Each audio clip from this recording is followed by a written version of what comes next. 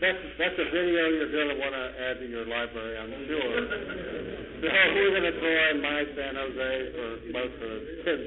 So if you're interested, but two analysts, he's not going to come to any conclusion that these are absolutely UFOs.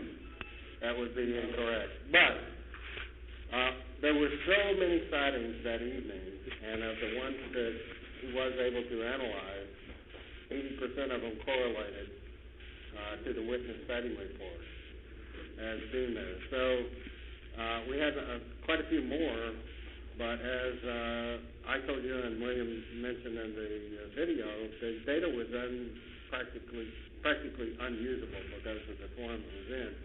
So to analyze many more cases would have taken just an incredible amount of man hours. And I think the data was sent out in that form on purpose.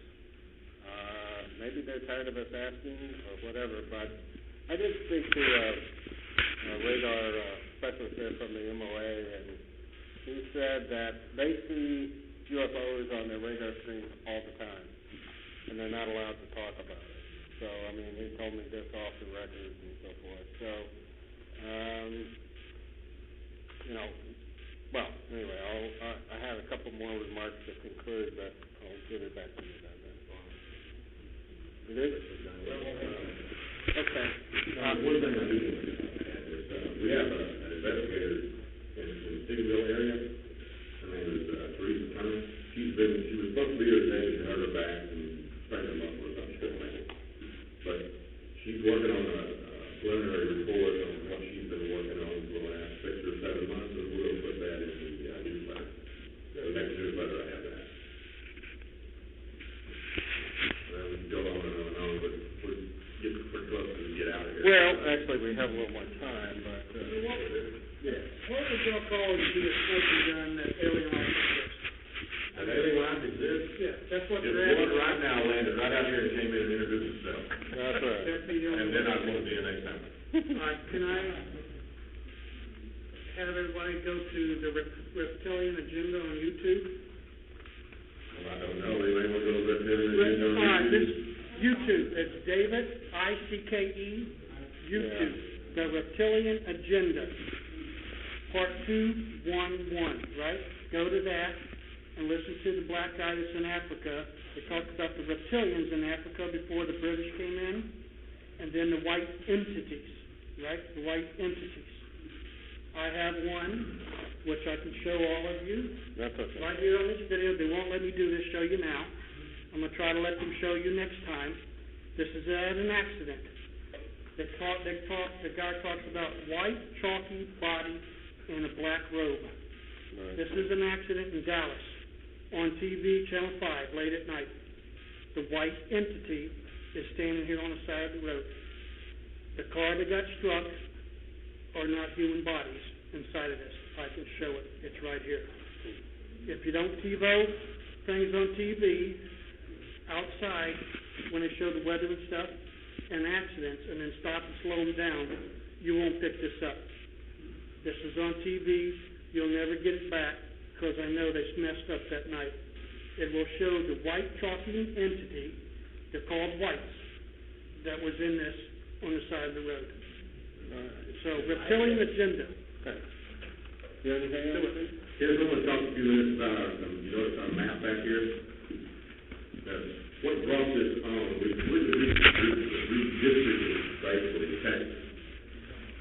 And the reason that we did this is because there was talk going around between the SIP program, STAR team, and all this about dividing Texas in half. Because we couldn't handle it. So we came up with this deal here about sectioning off everything. And that was supposed to be the zone, but they didn't want to do this zone. Because it's pretty radical, and really every state should do something similar to this. Instead of section directors taking care of one county, they now take care of the section, which section directors should anyway. And that's what that's all about. Well, that's how XDOT divides up the state as well. But what? The Department of Transportation, they divide up the state. Are there more sightings sightings in one particular? In one particular area, Yeah. I know that when I was running through the counties, there are some counties that don't have any sightings at all.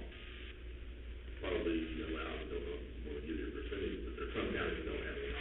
Most of the sightings going on right now in that section A of that, which is Stephenville, Lebatt, Is there any speculation as to why so many sightings are occurring in the Stephenville area? No, we don't speculate. That gets us in trouble. Section 8 has a military connotation.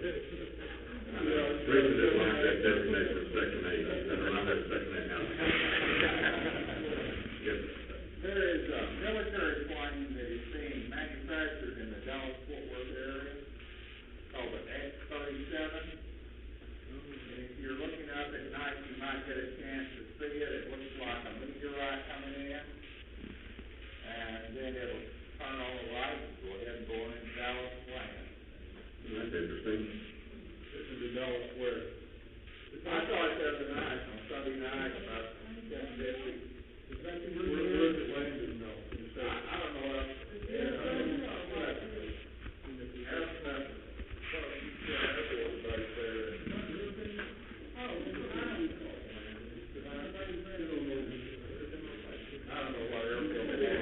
I just watched it.